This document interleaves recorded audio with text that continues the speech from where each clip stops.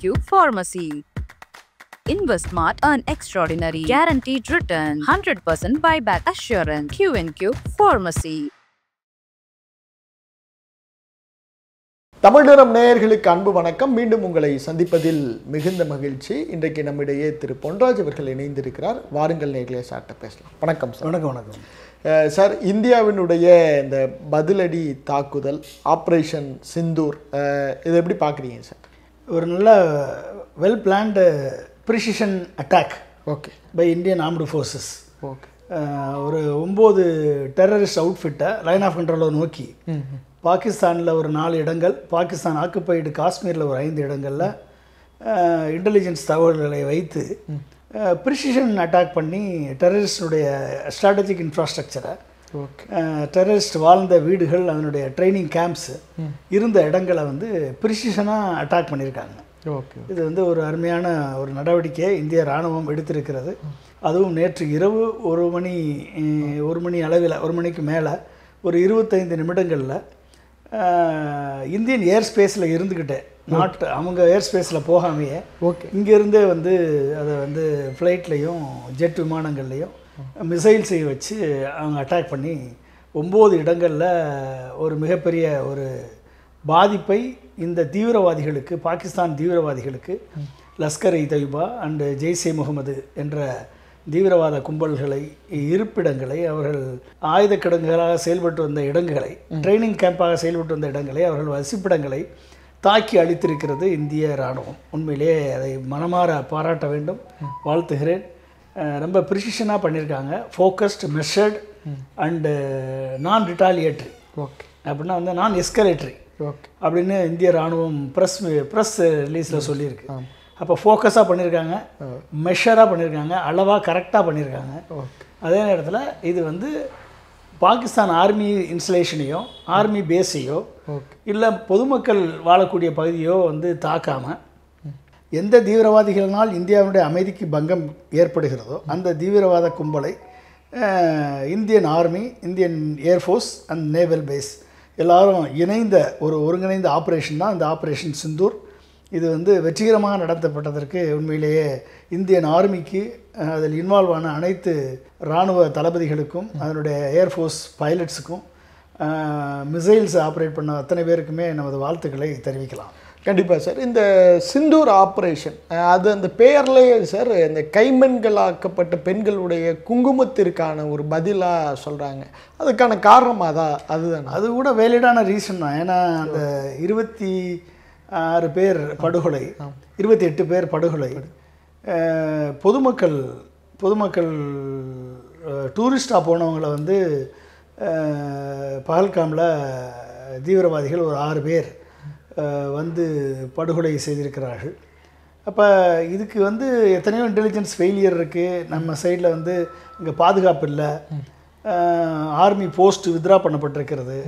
இப்படியெல்லாம் இருந்தால் கூட அதனுடைய அப்பார்ட், அது தானே இது தவிர்க்கப்பட்டிருக்க வேண்டிய விஷயம் அது.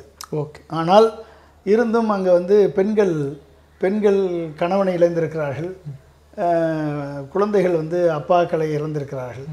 இப்படி வந்து நேபாளி ஒரு முஸ்லீம் உட்பட 28 பேர் தங்கள் இன்னுயிரை நீந்திருக்கிறார்கள். அப்போ இதற்கு வந்து பதிலடி கொடுக்கக்கூடிய வகையில் தான் ஆப்ரேஷன் சிந்தூர் என்று பெயரிடப்பட்டது. பொருத்தமான ஆப்ரேஷன் தான் அது. ஓகே. ஏனென்று சொன்னால் இந்த டெரரிஸ்ட் அவுட்ஃபிட்டு வந்து தீவிரவாத செயல், அது எந்த நாட்டில் நடைபெற்றாலும் சரி, அதற்கு அடிப்படையாக விளங்குவது பாகிஸ்தான். தீவிரவாதிகளுடைய புகலிடமாக பாகிஸ்தான் விளங்குகிறது. ஓகே.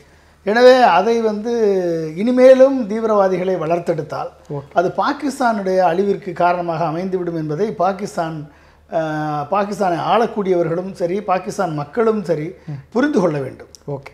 தீவிரவாதம் எந்த காரணத்தை கொண்டும் எங்கும் எப்பொழுதும் எந்த நாட்டிலும் ஏற்றுக்கொள்ளப்பட முடியாது. அது மதத்தை காரணமாக கொண்டோ இனத்தை காரணமாக கொண்டோ தீவிரவாதத்தை வந்து நம்ம வளர்க்க முடியாது. எனவே இந்த ஆப்ரேஷன் சிந்தூர் என்ற தாக்குதல் ஸ்ட்ராட்டஜிக்காக நேற்று பண்ணியது வந்து it is unexpected from their angle, but it is expected from our angle. Okay. எனவே அது வந்து செயல்படுத்திய இராணுவத்திற்கு உண்மையிலேயே மனமாற பாராட்டுதல். கண்டிப்பாக சார். இந்த செய்தியாளர் சந்திப்பில் சார் அவங்க வந்து கேள்விகளை பத்திரிக்கையாளர்கள்ட்டேருந்து எடுத்துக்கல, இது நார்மலான ஒரு விஷயமா இல்லை எல்லாமே தெரிஞ்சதுக்கப்புறம் இந்த கேள்விகளை எடுத்துக்கலான்னு அவங்க விட்டாங்களா சார்? பத்திரிக்கையாளர் கேள்விகளை ரிசீவ் பண்ணலையே, அவாய்ட் பண்ணிட்டாங்க. ஆமாம், அது வந்து ஒரு ப்ரெஸ் ப்ரீஃபிங்கில் வந்து நடந்த உண்மையை முதல்ல வந்து மக்களுக்கு சொல்லணும். ஓகே. இப்போ ப்ரெஸ் ப்ரீஃபிங்கில் வந்து வேறு விஷயங்களை சொல்ல வேண்டிய சூழலுக்கு தள்ளப்பட்டால் ஓகே அது இராணுவ அதிகாரிகளை வந்து கிரிட்டிசைஸ் பண்ண வேண்டிய சூழல் ஏற்படும். Okay okay okay. அப்போ அதை அவாய்ட் பண்ணுவதற்காக அவங்க வந்து தவிர்த்திருக்கலாம். Okay okay. அது வந்து அரசியல் தலைவர்கள் வரும் பொழுது அந்த கேள்விகளை பிரதமரிடம் கேட்கலாம். பிரதமர் ப்ரெஸ் மீட் நடத்தினா கேட்கலாம். மற்ற உள்துறை அமைச்சரோ இல்லை வந்து டிஃபென்ஸ் மினிஸ்டரோ வந்து ப்ரெஸ் மீட் நடத்துவாங்க. பிரதமர் அட்ரஸ் பண்ணிட்டார், நேஷனுக்கு அட்ரஸ் பண்ணிட்டாருன்னு நினைக்கிறேன். Okay okay okay. அப்போ வந்து இப்போ ப்ரெஸ்ஸை பார்த்து சந்திக்கக்கூடிய அரசியல் தலைவர்கள் யார் இருக்காங்கன்னு தெரியல. இப்போ ஓகே, ப்ரெஸ்ஸுக்கு கேள்விக்கு பதில் சொல்லக்கூடிய அரசியல் தலைவர்கள் இருந்தால் உண்மையிலேயே அவரிடம் கண்டிப்பாக ப்ரெஸ் கேட்கலாம். அப்படிப்பட்ட ஒரு வாய்ப்பு வரும்னு நினைக்கிறேன், தெரியல, பார்க்கலாம். கண்டிப்பாக சார். சார் இப்போ நீங்கள் முன்பே குறிப்பிட்டீங்க ஒரு 9 இடங்களில் துல்லியமான தாக்குதல் அப்படின்னு சொல்லியிருக்கீங்க. இதை நம்ம ஒவ்வொன்றா பேசலான் இருக்கேன் சார். இப்போ இந்த தாக்குதல் நம்ம காஷ்மீர் தாக்குதலுக்கு அப்புறம் தான் இந்த 9 இடங்களில் ஐடென்டிஃபை பண்ணியிருப்பாங்களா, இல்லை முன்னாடியே அந்த தீவிரவாதிகளோட உளவுத்துறை ரிப்போர்ட்லாம் இருந்திருக்குமா? அந்த எக்ஸாக்டாக இந்த 9 இடங்கள் அப்படிங்கிறப்ப நமக்கு ஒரு கேள்விக்குறி முன்னாடியே தெரியுமா? 9 இடங்கள் மட்டும் இல்லை, பாகிஸ்தானில் எங்கெங்கெல்லாம் தீவிரவாதிகள் இயங்குகிறார்கள் என்ற இன்டெலிஜென்ஸ் ரிப்போர்ட் வந்து ராவனுடைய ரிப்போர்ட் வந்து ஆல்ரெடி உள்துறை அமைச்சகத்திட்டே இருக்கும், இராணுவத்திடமும் இருக்கும். இப்போ கண்காணிப்பு வளையத்துக்குள்ளே இருப்பாங்க. இவங்கெல்லாம் இங்கே இருக்காங்க என்பதை ஆல்ரெடி அவங்க லொக்கேஷன், அவங்க ஆல்டிடியூட் அண்ட் லேட்டிடியூடு, அவங்க ஜிபிஎஸ் லொக்கேஷன் முதற்கொண்டு அத்தனையுமே வந்து இந்திய இராணுவத்திற்கு தெரியும். அது தெரியாமலாம் ஒன்றும் கிடையாது. அது மேலே ஆக்ஷன் எடுக்கக்கூடிய, அது மேலே ஸ்ட்ரைக் பண்ண வேண்டிய நேரம் இப்பொழுது வந்திருக்கிறதுனால் அவங்க வந்து உடனடியாக அதற்கான ப்ரீ பிளான் பண்ணி கரெக்டான ஏவுகணைகளை வைத்து ஃபைட்டர் ஜெட்ஸை வைத்து வந்து இந்த தாக்குதல் துல்லியமாக நடத்தப்பட்டிருக்கிறது. இதில் எத்தனை பேர் பலியானார்கள் என்ற விவரம் நமக்கு தெரியாது. சில பேர் 18 பேருன்னு சொல்கிறாங்க, சில பேர் 80 பேருன்னு சொல்கிறாங்க. மசூத் ஆசார் என்ற ஜெய்சி முகமதுடைய தீவிரவாதி கந்தகார் விமான கடத்தலில் அவனதான் ஜெய்சி முகமது தீவிரவாதியான மசூத் ஆசாரை தான் விடுவித்து கொண்டு போனார்கள். Okay okay. அந்த தீவிரவாதி பலியாயிருக்கலாம்னு சொல்கிறாங்க. அதனுடைய கிரெடிபிள் இன்ஃபர்மேஷன் நம்மளுக்கு வர்றதுக்கு லேட் ஆகும். அதனுடைய ஆத்தென்டிக் இன்ஃபர்மேஷன் பாகிஸ்தான் அரசு அனௌன்ஸ் பண்ணால் தான் நம்மளுக்கு தெரியும். அவங்க அதை அனௌன்ஸ் பண்ண மாட்டாங்களே சார்? அப்போ டெரரிஸ்ட் அவுட்ஃபிட்டுக்கு அவங்க உறுதுணையாக இருக்கிறார்கள்ன்றதுன்னு அர்த்தம். Okay okay. டெரரிஸ்ட்டை வந்து அது பாகிஸ்தான் அரசுக்கே அது வந்து மக்களுக்கான ஒரு பின்விளைவுகளை ஏற்படுத்துமா இல்லையா? ஒரு அரசு எடுக்கக்கூடிய முடிவு, ஒரு அரசு தீவிரவாதத்தின் பக்கத்தில் நின்னால் அந்த நாள் ஏற்படக்கூடிய அழிவுக்கு காரணம் அந்த அரசு தான். அதனால் ஏற்படக்கூடிய பொருளாதார சேதம், அதனால் ஏற்படக்கூடிய உயிர் சேதம், பொதுமக்களது உயிர் சேதம், அதனால் ஏற்படக்கூடிய மிலிட்ரி சேதம், இது எல்லாத்துக்கும் காரணம் அந்த அரசு தான் காரணமாகும். எனவே அந்த அரசு இப்படிப்பட்ட தீவிரவாத செயல்களை முற்றிலுமாக இரும்பு கரம் கொண்டு அடக்கி அங்கே ஒரு அமைதியை நிலவ செய்ய வேண்டிய தேவை எங்கே இருக்கிறது சார்? இந்த துல்லியமான தாக்குதல் அப்படிங்கிற ஒரு புள்ளி அது எப்படின்னா ஒரு 9 இடங்களில் நடக்குது. ஒரு இடம் மட்டும் கிட்டத்தட்ட 100 kilometre from our border to ஒரு 100 கிலோமீட்டர் தாண்டி, நீங்கள் முன்பே குறிப்பிட்டீங்க, இந்திய வான்பரப்பில் இருந்து அந்த ஏவுகணை தாக்குதல் நடத்தப்பட்டிருக்கு. இது வந்து என்ன மெசேஜ் உலக நாடுகளுக்கு இந்தியா சொல்லுது சார்? இந்தியாவுடைய மிசைல் கேப்பபிலிட்டி, அதாவது ஏவுகணை தாக்குதல் கேப்பபிலிட்டி வந்து நம்ம இண்டிஜினியஸாக டெவலப் பண்ணியிருக்கோம். ஓகே. இப்போ நீங்கள் நம்மகிட்ட வந்து ரெடார் சிஸ்டம் ஒன்று இருக்குது. ஓகே. அடுத்து ஃபைட்டர் ஏர்க்ராஃப்ட் இருக்குது. அதுக்கு அடுத்து வந்து மிசைல்ஸ் இருக்குது. Okay okay. அதில் பேலஸ்டிக் மிசைல்ஸ் இருக்குது, க்ரூஸ் மிசைல்ஸ் இருக்குது. Okay okay. அப்போ இத்தனை 4 ரேஞ்சு வந்து நம்மகிட்ட இருக்குது, ரெடியாக இருக்குது. Indian command and integrated air command and control system வந்து பல்வேறு காம்பனண்ட்டை கொண்டது. ஒன்று வந்து ரெடார் பேஸ், இன்னொன்று வந்து மிசைல்ஸு, பேலஸ்டிக் மிசைல்ஸ். ஓகே. இன்னொன்று வந்து ஏர் டிஃபென்ஸ் சிஸ்டம்ஸ். ஓகே. இன்னொன்று வந்து க்ரூஸ் மிசைல்ஸ். ஓகே. ஸோ இதெல்லாம் நீங்கள் எடுத்து பார்த்துக்கிட்டிங்கன்னா நம்ம வந்து we have a very strong network. Okay okay. அப்போ இதில் நம்ம உருவாக்கினது வந்து ரெடார் சிஸ்டம்னு எடுத்துக்கிட்டிங்கன்னா அதில் பல்வேறு வகை இருக்குது. Okay okay. ஒன்று வந்து ரோஹிணி ரெடார் 3D கார்னு பேர் அதுக்கு. Okay okay. இது என்ன பண்ணுவோம்னா மீடியம் ரேஞ்ச் சர்வேலன்ஸ்க்காக யூஸ் பண்ணுவாங்க. Okay okay. மீடியம் ரேஞ்ச் என்ன ரேஞ்ச் அப்படின்னா 150 கிலோமீட்டருக்குள்ளே. ஓகே. இந்த ரெடார் வந்து 150 கிலோமீட்டருக்குள்ளே வந்து சர்வே பண்ணும். ஓகே. இது வந்து 3D tracking target designation. Okay sir. இதை வந்து 3D ட்ராக் பண்ணும். எந்த டார்கெட் உள்ள தான் 3Dயில் ட்ராக் பண்ணக்கூடிய கேப்பபிலிட்டி. இது 150 கிலோமீட்டருக்குள்ளே டார்கெட் பண்ணிடும். ஓகே. எந்த incoming object, missiles, fighter aircraft, okay, எந்த ஏர்க்ராஃப்ட் வந்தாலும் சரி, எந்த ஃபாரின் மெட்டீரியல் உள்ள எந்த ஃபாரின் எது வந்தாலும் அதை கண்டுபிடிச்சிடும். ஓகே. இதுக்கடுத்து நம்மகிட்ட பரணி ரெடார்னு ஒன்று இருக்குது. ஓகே. இந்த பரணி ரெடார் வந்து light weight low level radar. Okay okay. Low level radar இது பேர். இது வந்து 600லேருந்து 1000 கிலோமீட்டர் வரைக்கும். ஓ. 600 to 1000 கிலோமீட்டர் வரைக்கும். ஓகே. இதனுடைய கேப்பபிலிட்டி வந்து எந்த இடத்துல பொசிஷன் பண்ணியிருக்கோமோ அதுலேருந்து ஒரு 600 to 1000 கிலோமீட்டர் ரேஞ்சில் ஓகே இது வந்து கண்டுபிடிக்கும். ஓகே. இது போர்ட்டபுள். இதை மவுண்டெயினில் டிப்ளாய் பண்ணலாம். இதை எடுத்துகிட்டு போய்க்கலாம், எங்கே வேணாலும் வச்சுக்கலாம். Okay okay. இந்த ரெடார் மவுண்டெயினில் டிப்ளாய் பண்ணுறதுக்கு ஹையஸ்ட் மவுண்டெயினில் டிப்ளாய் பண்ணி அந்த ரேஞ்சில் கண்டுபிடிச்சிட முடியும். ஓகே. இந்த ரெடார் வந்து ஸ்வாட் ஃபிஷ் ரெடார்னு பேர். Okay sir. இது வந்து என்னென்னா long range tracking radar. Okay. Long range tracking radar. இது வந்து கிட்டத்தட்ட 50லேருந்து 75 கிலோமீட்டர். ஓகே. இது எங்கன்னா இதுவும் mountain terrain optimised. Okay. Mountain terrain எந்தெந்த மவுண்டைன் நம்மகிட்ட இருக்கோ அந்த டெரைனுக்கு அதை ஆப்டிமைஸ் பண்ண ரெடார். Okay okay. இது அதுக்கடுத்து எடுத்துக்கிட்டிங்கன்னா அலெக்ஸா MK1 MK2 இருக்குது, ரெண்டு. இது வந்து கிரவுண்ட் பேஸ்ட் ASAன்னு பேர். இது வந்து 50 to 75 கிலோமீட்டர். இது வந்து மவுண்டைன், இது மவுண்டைன் தான். ஓகே. நான் ஏற்கனவே சொன்ன ஸ்வாட் ஃபிஷ் வந்து 600லேருந்து 1000 kilometre missile tracking radar. Okay. 600லேருந்து 1000 கிலோமீட்டரில் எந்த மிசைல் உள்ளே வந்தாலும் அதை ட்ராக் பண்ணுறது தான் ஸ்வாட் ஃபிஷ்ன்றது. Okay okay. அதுக்கு பேர் LRTRன்னு பேர். லாங் ரேஞ்ச் ட்ராக்கிங் ரெடார் அதுக்கு பேர். அதுக்கடுத்து ரேவதி ரெடார்னு ஒன்று இருக்குது. அது நேவல் பேஸ் யூஸ் பண்ணுறது. Naval 3D radar. நேவல் பேஸில் யூஸ் பண்ணக்கூடிய ரெடார். அது 200 கிலோமீட்டர்ஸ் ரேஞ்ச் ரேடியஸ் அது. Okay okay. Indian naval vessels ஃபுல்லாக இது இருக்கும். அது இது எல்லா இந்தியன் நேவல் வெசல்லையும். ஓகே. அடுத்து க்ரீன் பைன் வந்து நம்ம இஸ்ரேலிருந்து இம்போர்ட் பண்ண ரெடார் சிஸ்டம். ஓகே. அது பேர் க்ரீன் பைன்னு பேர். இது வந்து இஸ்ரேல் BMD ரெடாரு. இது வந்து 500லேருந்து 800 கிலோமீட்டர் ரேஞ்ச். இந்த ரெடார் தான் அப்துல் கலாம் கொண்டாந்த ரெடார். அவர் உருவாக்கிய இன்டகிரேட்டட் ரெடார். நான் போய் பார்த்துருக்கேன் நேரடியாக. Okay okay okay. இந்த ரெடார் சிஸ்டம் வந்து கர்நாடகாவில் ஒரு இடத்துல இருக்குது. Okay okay okay. காட்டுக்குள்ளே இருக்குது. காட்டுக்குள்ளே இருக்குது. Okay okay. ஸோ இந்த ரெடார் வந்து ballistic missile radar. Okay okay. Detection radar. Okay. அப்போ இதெல்லாம் வந்து பேன் இந்தியாவை கவர் பண்ணுது. அப்போ இந்தியா முழுக்க ஓகே எங்கேருந்து எந்த சைட்லேருந்து வந்தாலும் சரி, அது பாகிஸ்தானாக இருக்கட்டும், சைனாவாக இருக்கட்டும், இல்லை இந்த பக்கமாக இருக்கட்டும், எந்த பக்கம் வந்தாலும் சரி, இதை டிடெக்ட் மினி மிசைலை டிடெக்ட் பண்ணக்கூடிய ரெடார் சிஸ்டம் இந்தியாவில் இருக்குது இப்போ. Okay okay. இப்போ இத்தனை ரெடார்ஸ் உண்ட அமைப்பு தான் ரெடார் சிஸ்டத்தினுடைய அமைப்பு. ஓகே. அப்போ இன்டகிரேட்டட் கமாண்ட் கண்ட்ரோல் சிஸ்டத்தில் ஃபஸ்ட்டு பார்ட் தான். Okay okay. இதை வச்சு தான் அதுக்கடுத்து air defence weapon system. Okay. அப்போ இது வந்துருச்சு. சரி, இதை தாக்கணும், நம்ம தாக்கி அழிக்கணும் அப்படின்னா நம்மகிட்ட வந்து air defence weapon system Akash SAM இருக்குது. ஓகே. அடுத்து ஆகாஷ் NG இருக்குது. அடுத்து ஸ்பைடர் இருக்குது. அடுத்து QR SAMனு ஒன்று இருக்குது. அடுத்து பேரக் 8. ஓகே. அடுத்து S400 நம்ம ரஷ்யாவிலேருந்து வாங்கினது, இம்போர்ட் பண்ணது. அதுக்கடுத்து L70. இது கன்ஸ். இதெல்லாம் வந்து இது. ஸோ இது எல்லாமே வந்து இண்டிஜினியஸாக தயார் பண்ணது. ஓகே. ஒன்று மட்டும் இம்போர்ட்டட் ரஷ்யாட்றது. ஓகே. மற்ற எல்லாமே இண்டிஜினியஸ் தான். ஓகே. மேக்ஸிமம். ஓகே. ஸோ இது ஆகாஷ் வந்து 25லேருந்து 30 கிலோமீட்டர். ஓகே. இது தாக்கும். இப்போ ஏர்கிராஃப்ட் க்ரூஸ் மிசைல் இதுக்கு பேர். ஏர்கிராஃப்டில் அட்டாச் பண்ணிக்கலாம். ஓகே. இப்போ நம்ம இந்த ஆப்ரேஷனில் நம்ம ஃபைட்டர் ஜெட்ஸ் யூஸ் பண்ண மிசைல் இந்த மிசைலாக நமக்கு தெரியாது. அவன் சொன்னால் தான். Okay okay. போய் 25லேருந்து 30 கிலோமீட்டரில் கரெக்டாக துல்லியமாக அடிச்சுட்டு வந்துடும். Okay okay okay okay. தாக்கி அழிச்சிட்டு வந்துடும். அப்போ இது இந்தியன் மேடு மொபைல் லான்ச் சிஸ்டம் அது. ஓகே. அடுத்து ஆகாஷ் என்ஜின் ஒன்று இருக்குது. அது 70 கிலோமீட்டர். ஓகே. முதல்ல சொன்னது 25 30. இது 70 கிலோமீட்டர் அடுத்த ரேஞ்ச். ஓகே. இது வந்து ஏர்கிராஃப்ட் அண்ட் ட்ரோன்ஸுக்கு யூஸ் பண்ணலாம் அதை. அப்போ ஏர்கிராஃப்ட் இங்கே இருந்துன்னா இதுலேருந்து 70 கிலோமீட்டர் அடிக்காது. Okay okay. அந்த மாதிரி இது வந்து என்ஹான்ஸ்டு சீக்கர் அண்ட் மொபிலிட்டி இந்த இது. ஓகே. அடுத்து ஸ்பைடர். இது இஸ்ரேல்லேருந்து இம்போர்ட் பண்ணது.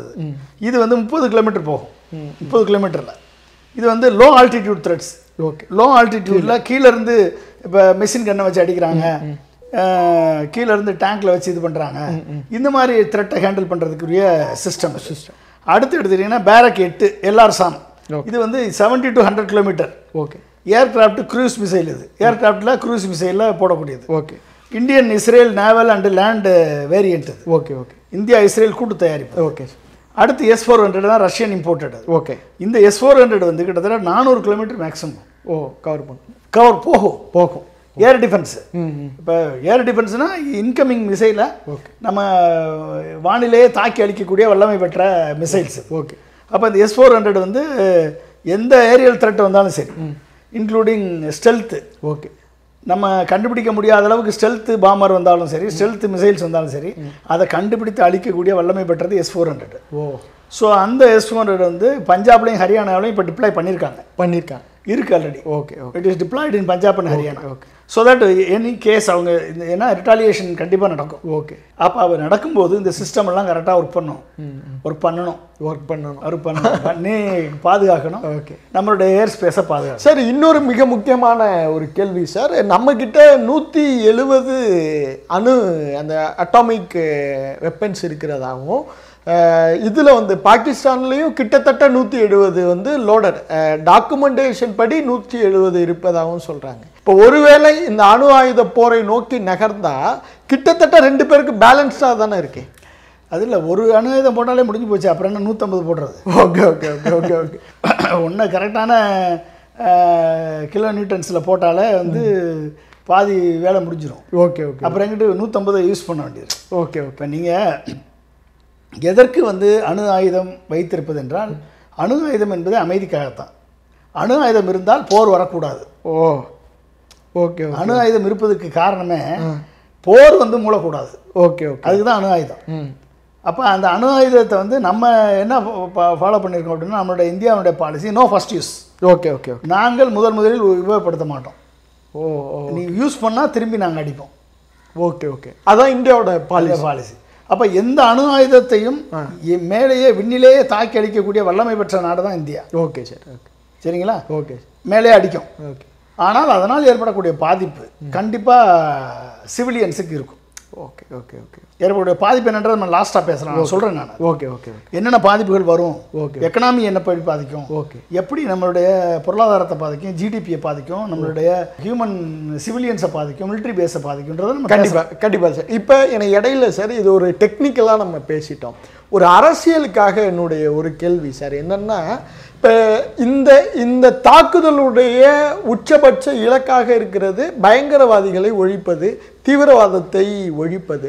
இப்போ இந்த தாக்குதல் அதை செஞ்சிட முடியுமா? ஏன்னா நிறைய தாக்குதல் நடந்திருக்கிறது, தொடர்ந்து நடந்திருக்கிறது, தொடர்ந்தும் தாக்குதல் நடக்கும்னு வச்சுக்கிங்களேன். இந்த பயங்கரவாதிகளை ஒழிப்பதற்கான திட்டத்திற்கான இது மாதிரி தாக்குதல் சும்மா ஒரு டிராமாட்டிக்காக தானே இதை பார்க்க முடியுது. இது வந்து நீங்கள் இதனுடைய இம்பேக்ட் நம்மளுக்கு இப்போ தெரியாது. ஓகே, தெரியாது நம்மளுக்கு. ஏன்னா இந்த தாக்குதல் மூலமாக ஓகே அதாவது ஸ்டாண்டர்ட் அசெட்ஸ் அழிக்கலாம். Okay okay. இப்போ ஸ்டாண்டர்ட் ஏர் பேஸ்னால் அதை ஏர் பேஸ் அழிச்சிடலாம். ஓகே. இல்லை ஆயுத கிடங்கு இருந்துச்சா ஆயுத கிடங்கு அழிக்கலாம். இல்லை வந்து ட்ரைனிங் கேம்ப் இருக்குது அப்படின்னா அதை அழிக்கலாம். Okay okay. இல்லை வந்து தீவிரவாதிகளுடைய முகாம் இருக்குன்னா அந்த முகாம் அழிக்கலாம். ஆனால் அதுக்குள்ளே ஆள் இருக்கா தெரியாது. Okay okay. அதுக்குள்ளே தீவிரவாதிகள் இருக்காங்களா அந்த நேரத்தில்? ஏன்னா என்ன நம்மளுக்கு இன்புட் இன்டெலிஜென்ஸ் இன்புட் வருதோ அவங்களும் இன்டெலிஜென்ஸ் ட்ராக் பண்ணிட்டே சார். அப்போ அவங்களும் இல்லாமல் இருக்கிறது வாய்ப்பு. ஆமாம், இருக்கிற இடத்துல இருந்து அவங்க அந்த இடத்துல இருப்பாங்கன்னு நம்மளுக்கு சொல்ல முடியாது. அந்த இடத்துல இருந்து மூவ் ஆகிருக்கலாம், அங்கேருந்து போயிருக்கலாம். அதனால் வந்து ஏர் ஸ்ட்ரைக்கு, மிசைல் ஸ்ட்ரைக்கு, இந்த மாதிரி ஸ்ட்ரைக்கு வந்து ஸ்டாண்டர்ட் அசெட்ஸு, அதாவது நிலையான மிலிட்ரி பேஸு, நிலையான டெரரிஸ்ட் கேம்ப்பு, இதை வேணால் அழிக்கலாம், இன்ஃப்ராஸ்ட்ரக்சர் அழிக்கலாமே ஒழிய ரியலான டெரரிஸ்ட் அழிப்பாங்களா அப்படின்றது வந்து அதுக்கு அடுத்து வரக்கூடியது தான் இன்டெலிஜென்ஸ் தான் சொல்ல முடியும். இப்போ ட்ரோன் தாக்குதல் மூலமாக நம்ம டார்கெட் ஐடென்டிஃபை பண்ணி இந்த மிலிட்ரி இங்கே வந்து ஹியூமன் மூவ்மெண்ட் இருக்குது, இங்கே டெரரிஸ்ட் மூவ்மெண்ட் இருக்குது அப்படின்னு வரக்கூடிய இன்டெலிஜென்ஸை வச்சு அந்த ட்ரோன்ஸை அனுப்பி அதை வந்து நம்ம வந்து இது பண்ணலாம். Okay okay okay. அப்போ ஸ்பாம் ட்ரோன்ஸ்னு பேர் அதுக்கு. ஓகே. ஸோ அந்த மாதிரி ட்ரோன்ஸ் அனுப்பி அதில் பேலோட்ஸை வச்சு அதில் வந்து பேலோட்ஸை வச்சு நம்ம வந்து அனுப்பலாம். Okay okay. ஸோ அப்போ வந்து குறிப்பாகவே வந்து டெரரிஸ்ட்டை வந்து நம்ம டார்கெட் பண்ணி அடிக்க முடியும். அந்த ஆபரேஷனில் தான் அடிக்க முடியும். Okay okay. அப்போ இது வந்து ஒரு நெருக்கடி. இப்போ இந்திய மக்களுக்கு நம்ம எதையாவது ஒன்று செய்யணுங்கிறதுக்கான ஒரு நெருக்கடிக்கான பதில்னு எடுத்துக்கலாமா? நெருக்கடிக்கான பதில் என்பதை தாண்டி இது வந்து பொலிட்டிக்கலாகவும் இதை நம்ம பார்க்கலாம். ஏன்னா நாங்கள் வெற்றி பெற்று விட்டோம், நாங்கள் எத்தனை பேரை கொண்டிருக்கோம் அப்படின்னு சொல்லலாம். அது ரியலாக டெரரிஸ்ட் எலிமினேட் பண்ணியிருக்காங்களா, இந்த ரியல் இதில் இன்வால்வ் ஆன டெரரிஸ்ட் தானே அவங்க, இல்லை லஷ்கர் தொய்பா, ஜெய்ஷே முகமது எல்லாமே வந்து நமக்கு அகெயின்ஸ்டாக தான் இருக்காங்க, அதனால் அவங்கள யார் அடித்தாலும் ஓகே தான் அப்படின்ற ஒரு நிலைமையில் நம்ம ஆர்மியோ இல்லை வந்து கவர்மெண்ட்டாக திங்க் பண்ணலாம் அது. ஓகே. ஆனால் அந்த டெரரிஸ்ட் இன்ஃப்ராஸ்ட்ரக்சரை, அவர்களுக்கு வரக்கூடிய சப்ளையை, அவர்களுக்கு வரக்கூடிய டெரரிஸ்ட் நெட்வொர்க்கை இது ஒட்டுமொத்தமாக அழிப்பதற்கு இது ஒன்று மட்டுமே போதாது. ஓகே. இது வந்து இந்த ட்ரைலர் தான். அப்போ ட்ரைலரை தாண்டி நம்ம வந்து லாங் ஸ்டாண்டிங் வார் அவங்களோட நடத்த வேண்டிய தேவை இருக்கிறது. தேவை இருக்கு.